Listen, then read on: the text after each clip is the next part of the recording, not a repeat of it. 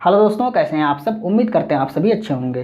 दोस्तों, आज की वीडियो में हम लोग 16 अगस्त की कुमार गौरव सर की करंट अफेयर्स की फुल पत्ती वाली क्लास का कम समय में रिवीजन करने वाले हैं। कल की जो 15 अगस्त की क्लास थी वो मोबाइल में प्रॉब्लम होने के कारण नहीं आ पाई, तो वो आज रात में 9 बजे तक अपलोड हो जाएगी, तो उसको भी आप वॉच कर लीजिएगा। तो आइए आज की वीडियो को हम स्टार्ट करते हैं। आज का पहला प्रश्न है, हाल ही में अंतर्राष्ट्रीय हॉकी महासंघ की नवीनतम रैंकिंग में भारतीय हॉकी टीम को कौन सा स्थान प्राप्त हुआ है। भारतीय हॉकी टीम को तीसरा स्थान प्राप्त हुआ है। तीसरा स्थान प्राप्त हुआ है। पहले स्थान पे कौन है? नीदरलैंड। दूसरे स्थान पे बेल्जियम है और तीसरे स्थान पे भारत है। भारत दूसरी बार तीसरे स्थान पर आया है। पहली बार कब आया था? पहली बार भारत ने जब टोक्यो ओलंपिक 2020 में कांस्य पदक जीता था, तब भारत तीसरे स्थान पर आया था। और इस बार दूसरी बार क्यों आया है? क्योंकि इस बार भारत ने एशियाई हॉकी चैंपियनशिप 2023 जीत ली है, इसलिए भारत तीसरे स्थान पे आया है। और उपविजेता इसमें कौन रहा है? एशियाई हॉकी चैंपियनशिप 2023 में उपविजेता कौन रहा है? मलेशिया। यानी कि मलेशिया को हराकर भारत ने यह ट्रॉफी जीत ली थी, इसलिए भारत इस रैंकिंग में तीसरे स्थान पर आ गया है। आयोजन कहाँ पर किया गया था? एशियाई हॉकी चैंपियनशिप 2023 का चेन्नई में इसका आयोजन किया गया था। आइए दूसरा प्रश्न देखते हैं। हाल ही में प्रधानमंत्री ने पारंपरिक शिल्प कौशल को बढ़ावा देने के लिए कौन सी योजना प्रारंभ करने की घोषणा की है? विश्वकर्मा योजना प्रारंभ करने की घोषणा की गई है।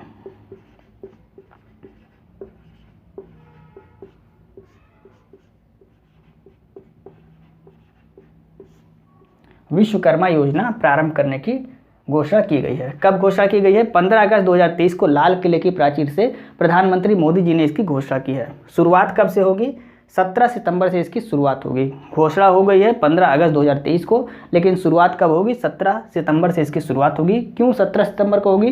क्योंकि 17 सितंबर को विश्वकर्मा जयंती है और इन्हीं की जयंती पर इसको शुरू किया जाएगा। उद्देश्य क्या है इसका? पारंपरिक कौशल, जो कौशल होते हैं, पारंपरिक कौशल को बढ़ावा देना इस योजना का उद्देश्य है, आपको याद रखना है। किसको लाभ होने वाला है इससे? तो इससे बुनकर को लाभ होने वाला है, लोहार जो होते हैं उनको लाभ होगा, सुनार, नाई, धोबी, इन सभी लोगों को इससे लाभ होने वाला है। कुछ योजनाएं हैं यहाँ पर देख लीजिए। प्रधानमंत्री प्रणाम योजना, ये किससे संबंधित है? भूमि प्रदूषण को रोकने से संबंधित है, यह भी इंपॉर्टेंट है, नोट कर लीजिए। मिष्टी योजना, ये मैंग्रोव वनस्पति के संरक्षण से संबंधित है, यह भी इंपॉर्टेंट है, नोट कर लीजिए। समेध शिखर कहाँ पर स्थित है? झारखंड में स्थित है। समेध शिखर कहाँ पर है? झारखंड में है। और यहीं पर पार्श्वनाथ पहाड़ी भी स्थित। समेध शिखर पर कौन सी पहाड़ी है? पार्श्वनाथ पहाड़ी है। और यह जैन समुदाय का प्रमुख स्थल है। जो समेध शिखर है ये जैन समुदाय का प्रमुख स्थल है, आपको याद रखना है। पार्श्वनाथ कौन थे? तो जैन धर्म के 23वें तीर्थंकर थे, इसको भी आपको नोट कर लेना है। पार्श्वनाथ कौन थे? जैन धर्म के 23वें तीर्थंकर थे। आइए हम नेक्स्ट प्रश्न को डिस्कस करते हैं। तीसरा प्रश्न है, हाल ही में मौद्रिक नीति समिति द्वारा रेपो दर कितने प्रतिशत निर्धारित किया गया है? 6.5% निर्धारित किया गया है।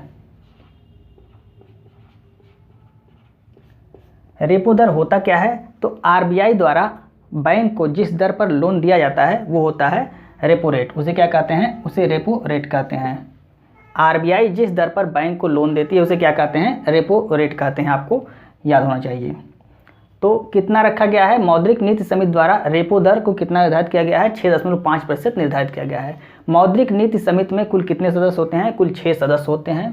अध्यक्ष इसका कौन होता है? तो आरबीआई के गवर्नर इसके अध्यक्ष होते हैं। और वर्तमान में गवर्नर कौन है?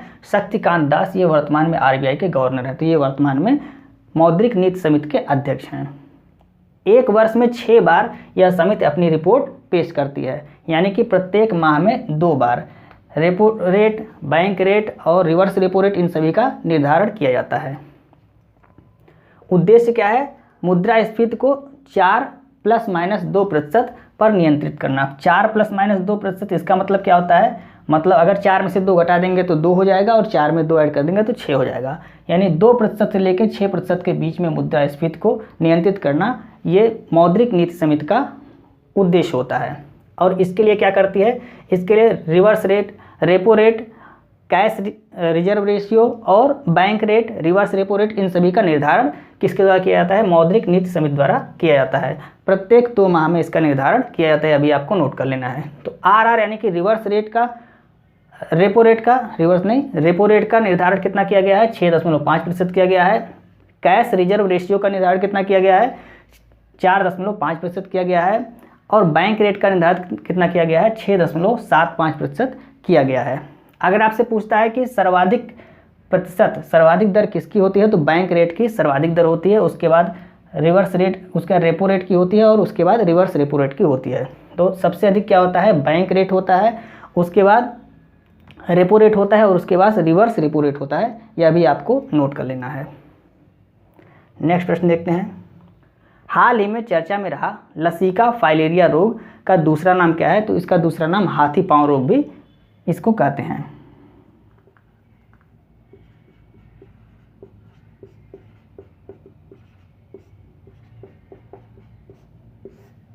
हाथी पांव रोग, यानी कि लसिका फाइलेरिया रोग को क्या कहते हैं? हाथी पांव रोग भी कहा जाता है। एमडीए का फुल फॉर्म क्या होता है? मास ड्रग एडमिनिस्ट्रेशन द्वारा फाइलेरिया उन्मूलन के दूसरे चरण की शुरुआत की गई है। किसने शुरुआत की है? स्वास्थ्य मंत्री मनसुख मंडाविया द्वारा इसकी शुरुआत की गई है दूसरे चरण की। फाइलेरिया किसके कारण होता है? प्रोटोजोआ के कारण होता है। यह भी आपको नोट कर लेना। फाइलेरिया किसके कारण होता है? प्रोटोजोआ के कारण होता है। फाइलेरिया उन्मूलन का लक्ष्य कब तक का रखा गया है? 2027 तक का इसका लक्ष्य रखा गया है। टीबी उन्मूलन का लक्ष्य कब तक का रखा गया है? 2025 तक का रखा गया है। मलेरिया उन्मूलन का लक्ष्य कब तक का रखा गया है? 2030 तक का रखा गया है। शुद्ध शून्य कार्बन उत्सर्जन का लक्ष्य ये कब का रखा गया है? 2070 तक का रखा गया है। तो ये 3-4 पॉइंट इंपॉर्टेंट, इसको आप नोट कर लीजिए। हैंसन रोग ये क्या होता है? ये कुष्ठ रोग होता है, और यह जीवाणुओं के कारण होता है। यह भी आपको नोट कर लेना है। आइए हम नेक्स्ट प्रश्न को डिस्कस करते हैं। 5वां प्रश्न है, हाल ही में लोकसभा में कौन से ब्रिटिश कालीन कानून में बदलाव के लिए विधेयक पेश किया गया है? आईपीसी, सीआरपीसी और एविडेंस एक्ट में बदलाव के लिए विधेयक पेश किया गया है।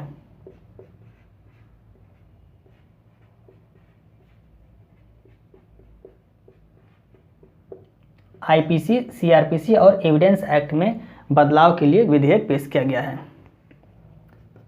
आईपीसी को क्या कहते हैं? भारतीय दंड संहिता। आईपीसी 1960 में ये तैयार किया गया, और इसके अंतर्गत भारतीय न्याय संहिता बिल 2023 लाया गया है।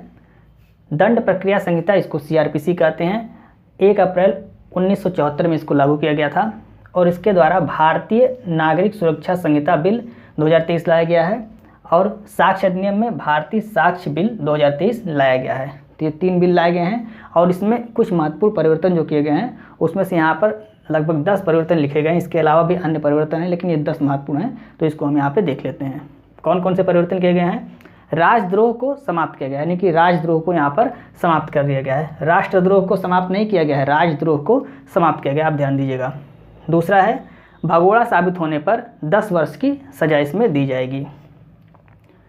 महिला के साथ झूठा शादी का वादा और यौन संबंध बनाने पर सजा, इसमें सजा का प्रावधान किया गया है, अभी आपको नोट कर लेना है। नाबालिग रेप केस में मृत्युदंड का प्रावधान इसमें बताया गया है। महिला की निजी तस्वीरें शेयर करने पर जेल होगी, ऐसा इसमें कहा गया है। मॉब लिंचिंग, इसमें मृत्युदंड दिया जाएगा। मॉब लिंचिंग में, मॉब लिंचिंग का मतलब क्या होता है? झुंड के द्वारा किसी व्यक्ति पर हमला करना, ये मॉब लिंचिंग कहलाता है। हमला करवाना क्या कहलाता है? मॉब लिंचिंग कहलाता है, और इसमें मृत्युदंड की सजा देने का प्रावधान रखा गया है। हेड स्पीच, हेड स्पीच में 3 वर्ष की सजा का प्रावधान रखा गया है। हेड स्पीच क्या है? तो जो भाषण होता है उसके माध्यम से किसी धर्म को नुकसान पहुंचाने वाला भाषण जो होता है, उसमें 3 वर्ष की सजा दी जाएगी, उसी को हेड स्पीच कहते हैं।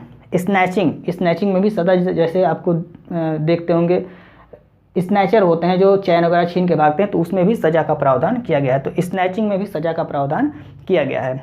180 दिनों में पुलिस को केस को कोर्ट में भेजना पड़ेगा, यानी कि 180 दिन के बाद पुलिस अपने पास केस को नहीं रख सकती, वो कोर्ट में उसको भेजना पड़ेगा, और हर केस की वीडियोग्राफी होगी, ऐसा भी इसमें प्रावधान बताया गया है। तो ये थे 10 महत्वपूर्ण परिवर्तन, इसको आपको याद रखना है। आइए हम नेक्स्ट प्रश्न को डिस्कस करते हैं। 6वां प्रश्न है, हाल ही में भारत के स्वतंत्रता दिवस के उपलक्ष्य में भारत उत्सव कहाँ प्रारंभ हुआ है? दुबई, यूएई में इसको प्रारंभ किया गया है।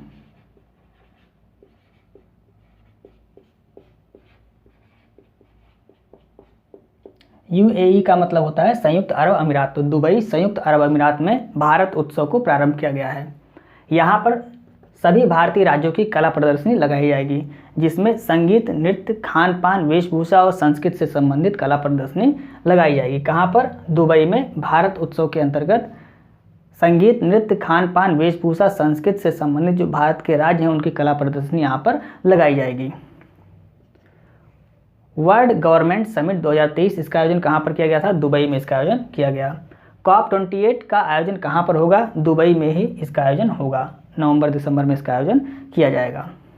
नेक्स्ट प्रश्न है, हाल ही में कार्बन लाइट मेट्रो ट्रैवल पहल प्रारंभ करने वाला पहला मेट्रो भारत का कौन सा बन गया है? दिल्ली मेट्रो।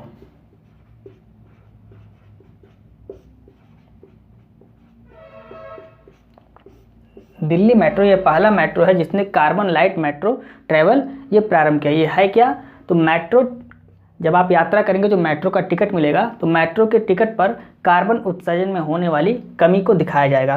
किस प्रकार से कार्बन में कमी हुई, कार्बन उत्सर्जन में? तो अगर आप मेट्रो में यात्रा ना करके अपने निजी वाहन से यात्रा करते हैं, जहां आपको मार्केट जाना हुआ या ऑफिस जाना हुआ, तो उसमें जो पेट्रोल या डीजल से जो कार्बन उत्सर्जन होता है, अगर आप अपने वाहन से ना जाके मेट्रो के माध्यम से जा रहे हैं तो जितनी आपने बचत की उसको यहाँ पर दिखाया जाएगा। तो अगर आप मेट्रो से यात्रा कर रहे हैं तो आपने कितना कार्बन उत्सर्जन कम किया उसी को टिकट पर दर्शाया जाएगा। यही क्या है? यही कार्बन लाइट मेट्रो ट्रैवल, ये जो प्रारंभ किया गया है पहल, तो इसको क्या कहा जाता है? कार्बन लाइट मेट्रो ट्रैवल पहल। इसमें आपके टिकट पर कार्बन उत्सर्जन आपने कितना कम किया, अपने निजी वाहन से ना जाके अगर आप मेट्रो से जाते हैं तो आपने कितना कार्बन उत्सर्जन कम किया उसी को यहाँ पर दर्शाया जाएगा और इसके माध्यम से लोगों को जागरूक किया जाएगा और अधिक से अधिक लोग मेट्रो का उपयोग कर सकें। अंतिम लक्ष्य इसका क्या है? 2070 तक शुद्ध शून्य कार्बन उत्सर्जन, यानी कि जो शुद्ध शून्य कार्बन उत्सर्जन का लक्ष्य 2070 तक रखा गया है उसको प्राप्त करना इसका अंतिम लक्ष्य है। अभी आपको नोट कर लेना है। नेक्स्ट प्रश्न है, उत्तर प्रदेश सरकार भारत का सबसे बड़ा IT हब कहाँ स्थापित करेगा? लखनऊ में इसको स्थापित करेगा।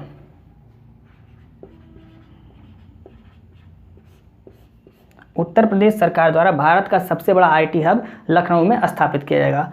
इसमें 3 भाग होंगे, IT हब होगा, बिजनेस हब होगा और इंक्यूबेशन हब होगा। 3 हब होंगे, ये भी आपको याद रखना है। जो IT हब बनाया जाएगा उसमें 3 भाग होंगे, IT हब, बिजनेस हब और इंक्यूबेशन हब, ये 3 हब उसमें होंगे। ग्लोबल फायर पावर इंडेक्स 2023 में भारत का स्थान कौन सा है? तो इसमें भारत का स्थान 4था है, अभी आपको याद रखना है। आइए हम नेक्स्ट प्रश्न को डिस्कस करते हैं। 9वां प्रश्न है, हाल ही में विश्व अंगदान दिवस 2023 कब मनाया गया है? 13 अगस्त को इसको मनाया गया है।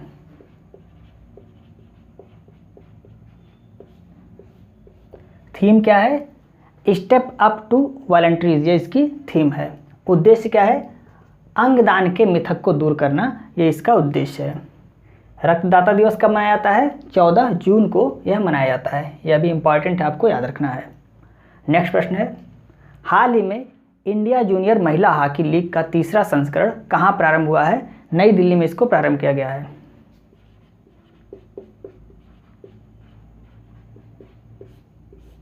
नई दिल्ली में कहाँ पर? मेजर ध्यानचंद स्टेडियम नई दिल्ली में इसको प्रारंभ किया गया है। मुख्य अतिथि इसमें कौन है? अशोक ध्यानचंद इसमें मुख्य अतिथि हैं, यह भी आपको नोट करना है। कुल टीम इसमें कितनी भाग ले रही हैं? तो 13 टीमें कुल इसमें भाग ले रही हैं और संस्करण कौन सा है? 3रा संस्करण है, यह भी आपको याद रखना है। स्ट्रैटेजी के कुछ महत्वपूर्ण प्रश्न है खेल से संबंधित, ये मोस्ट इंपॉर्टेंट है, इसको आप निश्चित रूप से एकदम रट डालिएगा। पहला है, 5वें खेलो इंडिया यूथ गेम्स का आयोजन कहाँ पर किया गया? मध्य प्रदेश में इसका आयोजन किया गया। शुभंकर क्या है? आशा इसका शुभंकर है और इसमें विजेता कौन रहा है? महाराष्ट्र इसमें विजेता रहा है। दूसरा प्रश्न है, 3रे खेलो इंडिया यूनिवर्सिटी गेम्स का आयोजन कहाँ पर किया गया? उत्तर प्रदेश में इसका आयोजन किया गया। जीतू इसका शुभंकर है और पंजाब विश्वविद्यालय इसमें विजेता रहा है, आपको नोट कर लेना है। तीसरा प्रश्न है, खेलो इंडिया जनजातीय गेम्स का आयोजन कहाँ पर किया गया? भुवनेश्वर उड़ीसा में इसका आयोजन किया गया। यह भी मोस्ट इंपॉर्टेंट है, ये सभी नोट कर लीजिएगा। Korea open, Swiss open, Indonesia open 2023 का खिताब किसने जीता है? सात्विक और चिराग की जोड़ी ने यह खिताब जीता है। यह भी मोस्ट इंपॉर्टेंट प्रश्न है। मलेशिया मास्टर्स ओपन 2023 का खिताब किसने जीता है? एच प्रणय ने जीता है।